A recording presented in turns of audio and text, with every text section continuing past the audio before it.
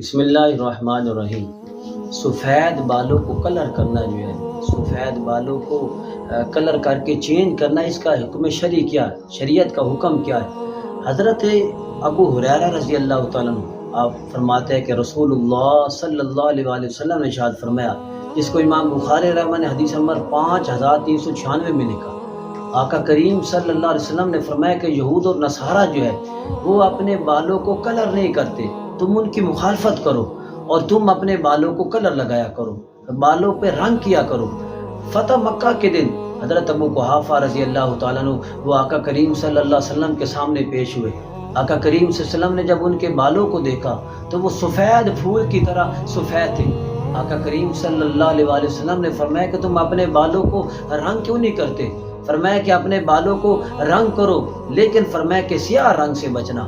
اسی طرح امام اعظم ابو حنیفہ علیہ رحمہ، امام شافعی علیہ رحمہ، امام احمد بن حنبل علیہ رحمہ، امام مالک علیہ رحمہ، ائمہ اربعہ جو ہے یہ فرماتے ہیں کہ اپنے بالوں کو تبدیل کرنا جو ہے یہ سنت ہے، لیکن سیاہ رنگ سے اپنے آپ کو بچانا چاہیے۔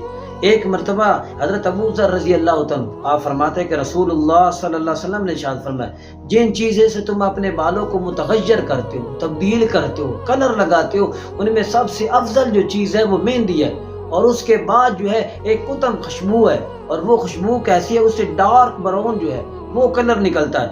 حضرت ابن عمر رضی اللہ عنہ آپ فرماتے ہیں کہ رسول اللہ صلی اللہ علیہ وسلم بغیر بالوں والی جوتی پہنتے اور آپ اپنی داڑھی مبارک کو سرخ کرتے تھے۔